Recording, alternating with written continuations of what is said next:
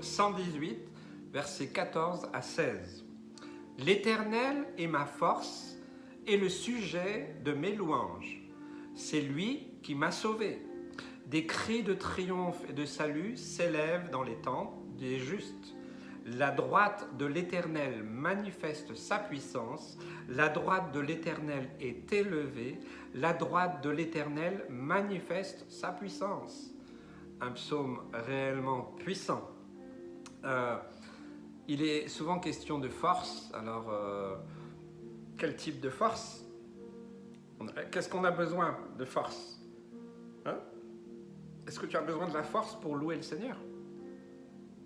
Il est ma force. C'est souvent, nous ne comprenons pas qui nous sommes en Christ. Si tu comprends qui tu es en Christ, quelle est ta position en Christ, grâce à la croix, au sacrifice de Jésus, alors il y a beaucoup de choses qui changent dans notre compréhension, dans notre façon de prier, dans notre façon de louer et d'adorer. Il est le sujet de mes louanges.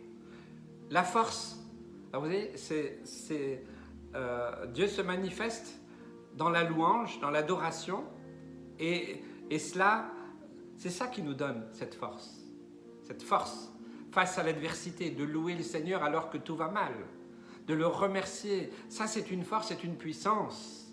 Parce qu'au lieu de tomber, de sombrer, d'être accablé, d'être détruit, eh bien nous commençons à louer, commençons à adorer. Alors, il y a cette puissance qui vient de Dieu en nous. Si vous ne l'avez pas expérimenté, commencez à le faire dès maintenant. Pourquoi aussi? Pourquoi on le loue? Écoutez, c'est simple, parce que c'est lui qui nous a sauvés. C'est lui qui nous a choisis, c'est lui qui nous a aimés de toute éternité. Et il nous a sauvés. Qu'est-ce que vous avez fait pour vous sauver? Qu'est-ce qu'on a fait? Qu'est-ce que j'ai fait pour me sauver? Pas grand-chose. Parce que nous sommes des hommes bien limités. C'est Jésus qui t'a sauvé. C'est Dieu qui t'a sauvé à travers Jésus-Christ qui est venu à la croix. Alors, si nous réalisons ça, évidemment, la louange, elle prend une autre ampleur. C'est ce que dit le reste du texte. Alors, il y a des cris de triomphe. Des cris de triomphe et de salut qui s'élèvent. Dans les tentes, à l'époque, oui, dans les tentes, mais je dirais dans chaque maison, puisque nous sommes confinés aujourd'hui un peu partout dans le monde. Qu'est-ce qui s'élève dans vos maisons? Des murmures, des critiques, des jugements, des condamnations, des pleurs, des cris, de l'angoisse, du désespoir, de la violence, de la méchanceté, de toutes sortes d'addictions. Qu'est-ce qui s'élève de nos tentes, de nos maisons aujourd'hui? Eh bien, ce texte nous précise, comme je l'ai aussi lu dans un texte précédent, ce cri de triomphe s'élève dans les tentes, pas de n'importe où, mais des justes. Encore une fois, ce n'est pas ceux qui se croient justes, mais ceux qui ont été justifiés par Jésus, par son sacrifice. Alors Dieu vient et il est en train de regarder, là, il passe au-dessus de chez toi, partout, toutes nos maisons, toutes nos tentes, tous les endroits où nous vivons, et là, il observe.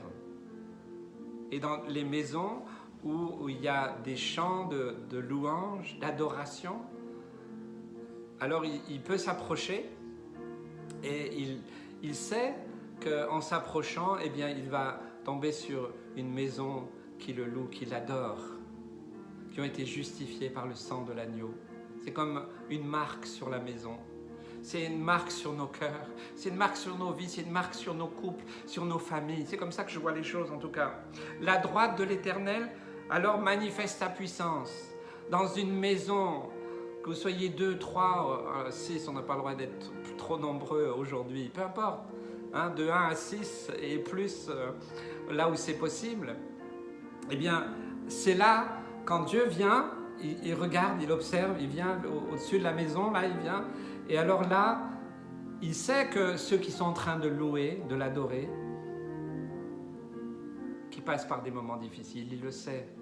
Dieu, tu ne vas rien apprendre à Dieu. Il le sait dans quelle situation. Alors, le texte nous dit, alors il manifeste sa puissance. S'il vient au-dessus de la maison, de nos vies, de nos cœurs, on est sans arrêt en train de se plaindre, de se lamenter, ouais, c'est pas juste, en train de murmurer, de critiquer, de téléphoner pour dire, ouais, tu sais, ceci, cela, le frère, le pasteur, machin, truc. Mais je vous dis, il ne va pas s'arrêter, hein, il va continuer.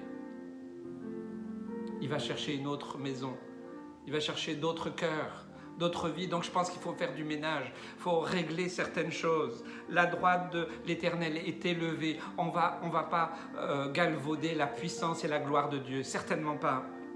La droite de l'Éternel manifeste sa puissance, là où il y a de la louange, où il y a de l'adoration, là où des hommes et des femmes ont été justifiés par la croix de Jésus-Christ. Ce ne sont pas des super-women, ce ne sont pas des super-héros, ce ne sont pas des hommes et des femmes qui se croient justes, purs, vrais, les plus parfaits. Non, ce sont des hommes et des femmes qui se voient comme des pécheurs sauvés par grâce. Et là, il y a la louange, la prière, là il y a des cris d'allégresse. Seigneur, merci parce que tu m'as sauvé.